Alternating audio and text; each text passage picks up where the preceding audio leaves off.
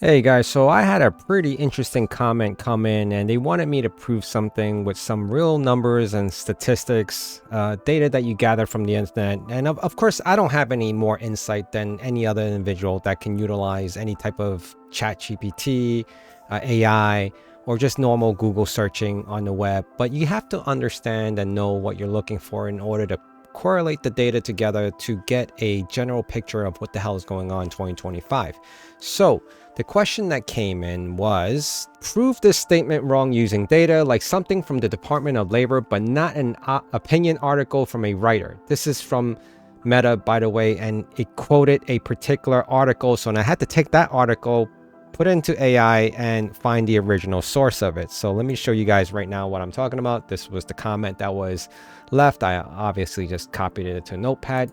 But before I even go that far, let me explain something. Back in 1988, there was an act, Worker Adjustment and Retaining Notification. That means any company that had over 100 or more employees had to give a 60-day notification, 60 calendar day notification in advance on planned closing and mass layoffs of employees. Did you know this? Of course, now you do, because I'm telling you this. This is as accurate as it can be up to the 60 days. All right, so if you look at layoffs.com, you have a lot more. And if you just go to the tech layoffs, so you can go government, you can go layoff charge, you can do the, all the analysis you want to do. I mean, think of it this way. Everything that I'm doing is almost mimicking a SOC, right? You're correlating data, you're taking sources from other locations, and you're putting it all together so you can make sense of what the hell is going on, and you're trying to find the threat. Where's the vulnerability? Here it is. 2025, we have 27,000 plus tech employees laid off. 96 tech companies were layoffs, and over 59,000 plus government employees laid off by Doge. And that's pretty insane, right? Those numbers are pretty high. And of course, where is this justification? How do we know any of these are cyber related or not? Well, that goes back to my original videos saying that IT has been bundled. Cybersecurity is bundled in with IT. If you ask any senior chief level manager, director of any organization, you ask them what category does cybersecurity personnel's, right? Individuals who work in the cybersecurity department, where do they fall under? Most of them, if not all of them, fall under the CIO, and the CIO is all IT. So let's be clear on that. We have the Warren Act. Okay, we have organizations that have 100 or more employees, and those are the chances of you landing a job is usually in those organizations, because those are the ones that can afford to pay you the money that you're looking for in these salaries in cybersecurity or IT, right? Okay, good. Then we have those covered. We have the layoffs covered. So where's this article, and what is it stating? So much has changed from 2024 or late 2024 to where we are now, literally just passing the first quarter of 2025. Everything that was written in 2024 has been already omitted. It's no longer relevant in today's world, because so much has changed with the current administration. I have said that, and what's happening right now is very unpredictable events coming down the pipe. Meaning, if the stock market, now this is where it all comes into play, if the stock market is in question being in a recession, it's going to affect the bottom line, and the bottom line is all about the dollars that organizations make.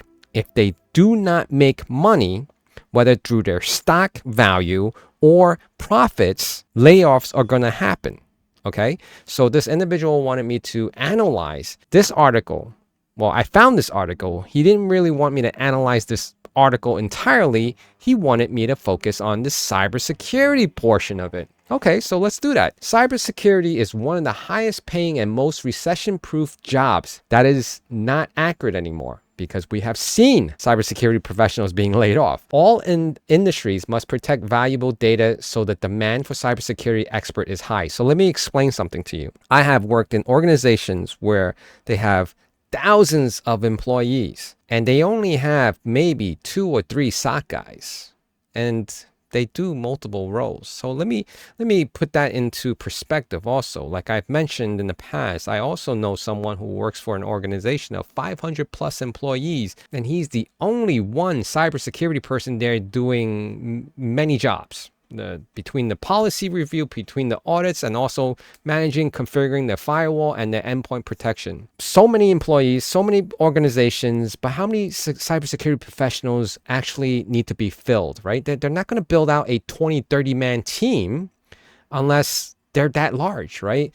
I would probably say for every one cybersecurity professional. Now, I don't have data to back this up, right? It's all at the discretion of what the budget looks like, what type of data they're protecting, what type of organization, what kind of industry, and how much money they make. I would honestly say between 500 to 1,000 employees, they probably, between managing that, they have a help desk, and technicians and deployments and obviously a lot of IT stuff going on, because without the operational stuff, how are they making their money, right? Especially if they're relying heavily on IT. Cybersecurity sometimes can be an afterthought, but at the same time, it's required, yes, but you're not going to have a team of 10 for like 500 employees.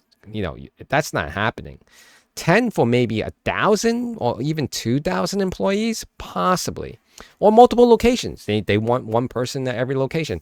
But nowadays, that's not even going to really work anymore, because a lot of the stuff is on the cloud, right? Everything is hosted somewhere else, and everything could be managed remotely. But of course, they still want you in the office. So that's a whole different story. So let's go over this a little bit. Cybersecurity, one highest paying job. I already said that, in 2024, this article was put together. It's no longer relevant. There are over 570,000 cybersecurity job openings in the US. BLS categorized cybersecurity as information security analyst and expects to grow 32% over the next decade. Hey, you can pull up the BLS and you could look at all the information here. Now, this is summary of the category of where cybersecurity will fall under, which is the information security analyst. But all this information is so dated. It's no longer relevant. Look at this. 2023 median pay.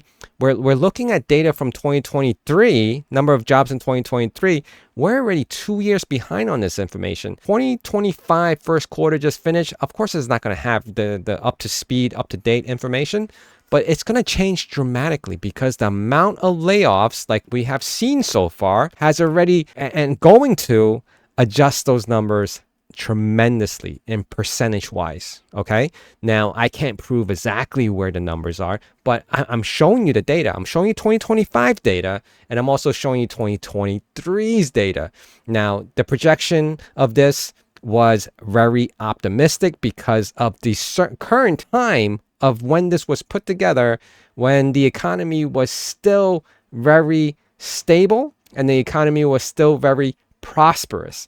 But now times have changed within the last 6 months. No kidding. 6 months has reduced the amount of people who are working, increased the amount of unemployment, increased the amount of people who are collecting unemployment, people suffering from not being able to quit their jobs on the timely based on their reduction of the stock market because of their retirement funds. And I had discussions today, just meeting someone that I haven't seen in a little bit. And we had a discussion like, oh yeah, my parents were planning to retire this year, but unfortunately, it doesn't seem like they're going to. So what happens then, right? What happens exactly if the current person or multiple people who are planning to retire and do not retire does not open up current positions for the new entry-level people or anyone who's wanting to move up, right? So let's just say you're in a position right now and you're going to move up to the senior director, chief, whatever, because the next person is about to retire. That only comes with experience, right? Yes, you hear organizations having 20-year-old CEOs and 30-year-old CEOs. Those are like unicorns, okay? Those are rare. Unless you open your own organization and run the whole thing by yourself, you could probably be in that position. But for the most part, you gradually grow into those roles, right? So if the people who are planning to retire don't have the funds to do so, they're going to stay in there longer. The other people are going to stay in there longer. And the new people who are trying to look for jobs are going to be jobless because there's no more room to hire. Organizations, if they're not prospering or making money and the market is low and they're not benefiting from anything, they're not going to hire more people for no damn good reason, right? They have to have a reason in order to hire people. And that's comes with profits. You have to make money in order to do that. So that is my explanation. At this rate, cybersecurity is the 5th fastest growing career in the US. In addition to the median salary for cybersecurity professional is around 112,000. Anyone who's currently still in their cybersecurity role, I guarantee you, yes, they're probably still making in the $100,000 ranges, but they can easily be let go, and the rehires for those positions can probably be a lot less than what it was 2 years ago or 3 years ago. Okay. Cybersecurity professional must have a solid grasp of computer science concept. At least they're, oh my goodness, at least they're honest about that. Such as data structures and operating system. Yes, someone's calling it out, on top of not just telling you that you don't need any experience to get into cybersecurity.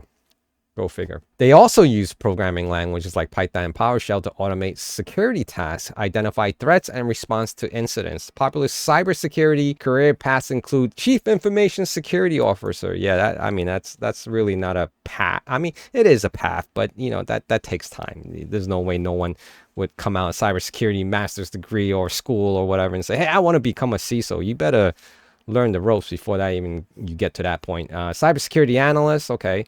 Cybersecurity engineer, incident responder, information security analyst, a security administrator. Most smaller organizations, I would say, because I've experienced it, you would fill in a lot of these roles. And no joke, you would fill in a lot of these roles. Of course, but if you get into larger organizations, the ones who are currently laying off and announcing it, you may get separation of duties. You have one admin, you get, another person doing something else, an incident response. Yes, you do have multiple roles, but some overlap, and there's no surprise there, because it's not practical a lot of times for organizations to have so many people on staff. Because remember, at the end of the day, cybersecurity does not generate revenue, and it's a high cost. All these fancy tools, all these fancy hardwares and software, and then having vendors that you have to constantly pay. Yes, there is a cost to all of this. Hopefully I answered the question thoroughly. I have enough data to back what I'm saying is that anything from 2023 to 2024, irrelevant. You can take information that an article that was written a month ago and probably come to a conclusion that it may still not be accurate because of the current dynamics of what's happening in the world. Cybersecurity is not so much that you can just, hey, handpick cybersecurity and we just focus on that. You have to analyze the entire situation. So it's a whole economic problem. It's not just a cybersecurity problem. All right. Hope that made sense to you guys, and catch you guys again really soon. Take care.